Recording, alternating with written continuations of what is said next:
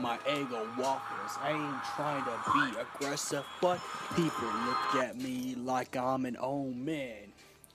I came back from resurrecting. They look at me like I came back from the dead, like it's Resident Evil. But they don't even understand that I'm actually more human than you ever can. This is why I'm what you call the ex-human. I'm just different. I'm artistically different. Hey, this is your king of the knife. It's about to be X-Turk. And I'm going to talk about Final Fantasy XVI, or what could be potentially Final Fantasy XVI. Angie's philosophy again. We're bringing this topic back up.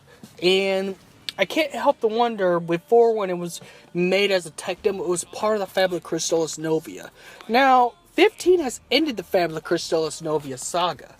You know, as you see Lucis in peace with no war or anything like that, and everything's all good. I don't think it could be after Lucis, unless something's triggered, unless it's 3 million years later, or something like that. So I have a faint suspicion that I think it's possible that Angie's philosophy is probably in between in the Fabula Crystallis Novia.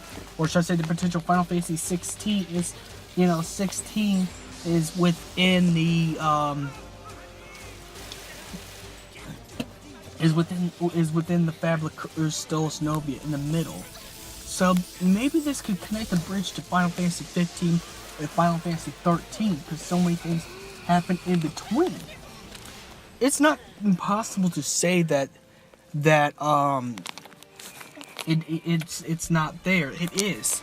Maybe this will be the bridge to connect it. Maybe before the world becomes Eos, the world was something else. As you see the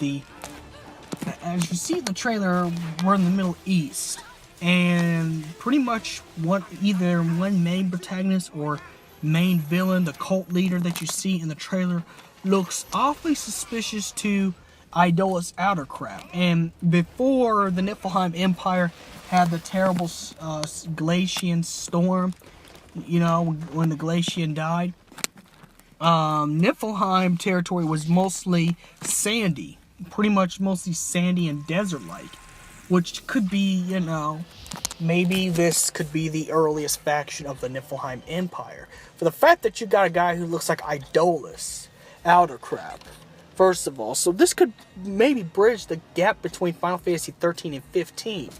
Even if Square Enix says that it isn't. Maybe that's what Final Fantasy 16's story's at. Maybe this will have more to do with the crystal and the beginning of the Star Scourge without even hitting at the Star Scourge. Who knows? Or it could be another add-on. It could be 3 million years after Final Fantasy 15.